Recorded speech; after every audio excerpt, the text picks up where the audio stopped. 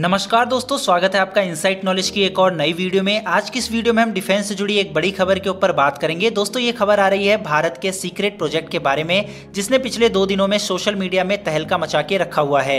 हम यहाँ पर बात कर रहे हैं भारत के अत्याधुनिक और घातक आर्चर हथियार के बारे में, जिसको लेकर कल एक बड़ी खबर निकल के सामने आई है।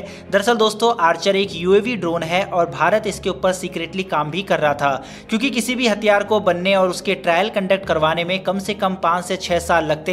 लेकिन जो खबर निकल के सामने आ रही है उस हिसाब से आने वाले 1 से 1.5 साल में आर्चर ड्रोन भारत में शामिल भी हो जाएगा। भारत ने इसके ऊपर काफी सीक्रेटली काम किया है और इसी वजह से आने वाले 1 से 1.5 सालों में भारतीय सेना में शामिल भी हो जाएगा।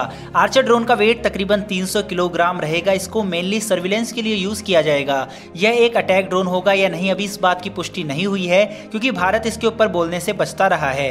24 से 25 यूनिट आने वाले साल में आर्चर ड्रोन की डीआरडीओ भारतीय सेना को डिलीवर करेगा। लेकिन दोस्तों जब से इस ड्रोन के बारे में इंफॉर्मेशन पब्लिक डोमेन में आई है, तब से कुछ देश खासा परेशान है। इनमें खासकर टर्की और चीन है। ऐसा नहीं है कि चीन और टर्की के पास ड्रोन नहीं है या आर्चर ड्रोन से घातक ड्रोन नहीं है। दरअसल इनकी परेशानी की वजह यह है कि भारत इस ड्रोन के सहारे इन दोनों देशों के ऊपर आर्थिक चोट करने का विचार बना रहा है। क्योंकि दोस्तों जो खबर निकल के सामने आ रही है उसके हिसाब से भारत इस ड्रोन को एक्सपोर्ट मार्केट को ध्यान में रखकर बना रहा है। टर्की बीते कुछ सालों में हथियार निर्यातक देशों की लिस्ट में काफी तेजी से ऊपर आया है और इसके पीछे का कारण है केली बेकर कंपनी द्वारा बनाया गया बैरक्टर TB2 ड्रोन है। ये ड्रोन काफी छोटा है और इसी वजह से ये बाकी बड़े ड्रोनों से सस्ता भी है, जिस वजह से कई देश ऐसे हैं जो बड़े ड्रोन और महंगे एयरक्राफ्ट अफोर्ड नहीं कर पाते, वो देश इन ड्रोनों को खरीद रहे हैं। पाकिस्तान और कई अफ्रीकी देशों ने टर्की से इन ड्रोनों को खरीदा है और इसी वजह से टर्की हथियार सप्लाई देशों की लिस्ट में काफी तेजी से ऊपर आया है। इसी तरह से चीन भी छोटे और बड़े दोनों तरह के ड्रोन बनाता है और उसको एक्सपोर्ट भी करता है।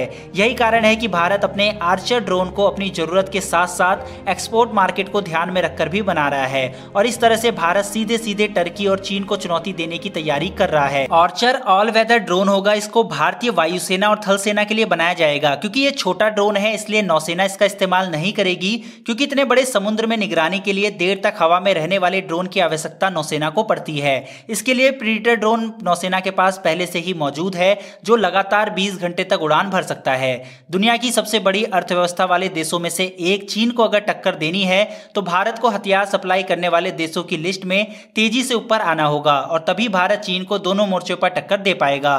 फिलहाल दोस्तों इस वीडियो में इतना ही। फिर मिलेंगे डिफेंस से जुड़ी एक और नई वीडियो के साथ। धन्यवाद। जय हिंद।